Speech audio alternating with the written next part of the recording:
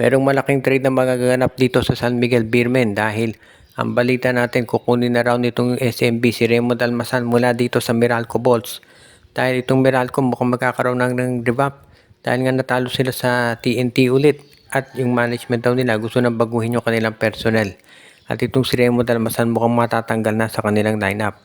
At itong oportunidad para sa SMB para kunin ang nasabing veterano. Baka daw si JM Calma ang ibigay na kapalit ng San Miguel Beermen para dito kay Raymond Almasan. At mukhang willing naman daw itong Meralco Bolts. Kasi itong Meralco parang gusto nila na magkaroon ng mga bagong players na pwedeng mailagay sa roster at pwede nilang ipagtandem itong si Calma at si Almas at si Brandon Bates.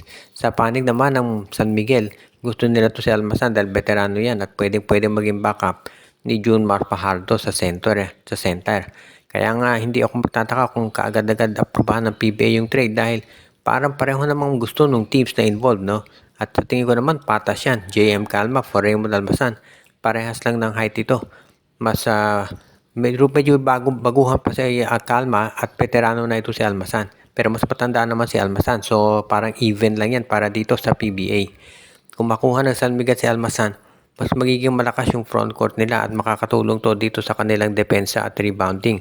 At yan ang iniintay kong gawin ng San Miguel Beermen para maging mas malakas yung kanilang roster. At nakikita naman natin na talagang itong San Miguel desidido talaga na gumawa ng paraan para makuha yung kanilang matagal ng gusto na championship ulit at makabawi dito sa masama nilang naging performance sa Commissioner's Cup na alam naman natin ay dahil sa naging problema nila ulit sa import na paulit-ulit na lamang na nangyayari talaga dito sa San Miguel.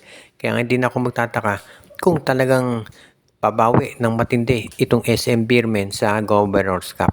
Reno siya ni Lasto Painters naman, syempre malungkot ngayon dahil natalo sila dito sa semis kontra Hinebra. Pero mukhang kinakausap na raw nila ang Blackwater Bossing para sila magkaroon ng panibagong trade. Dahil mukhang gusto raw nitong Blackwater Bossing ay makuha nila itong si Luis Villegas mula sa Rain or Shine kahit na may injury.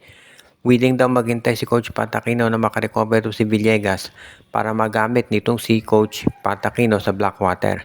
Baka maging kapalit niyan ay itong si Christian David o baka naman itong si Dat Panopio. Posible rin na baka draft pick ng Blackwater ang kunin nitong si Coach Yeng Yao.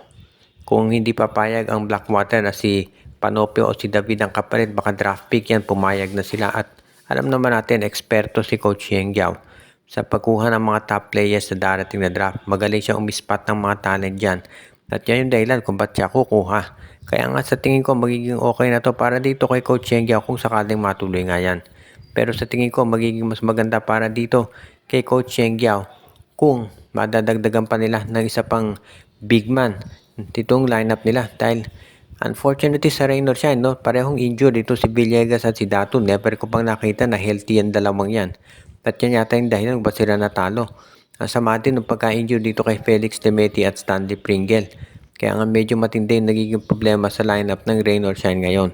Kung sakasakali, no, dito sa next conference, baka makabawi na itong Rain or Shine ni Lasto Painters. At tignan natin, baka nga yung pag-trade para kay Luis Villegas at kapalit ng draft pick, makatulong yan dito sa kanilang roster. Dahil syempre, kung ikaw naman si Coach Yeng Yao, ang focus mo na lang ngayon ay itong darating na Governor's Cup para maipakita sa lahat na seryoso ka na mag-champion talaga at gagawin mo ang lahat para masiguro na hindi ka na magkakaroon ng shortcomings dito sa darating pa na conferences para dito naman sa Rain or Shine Elasto Painters.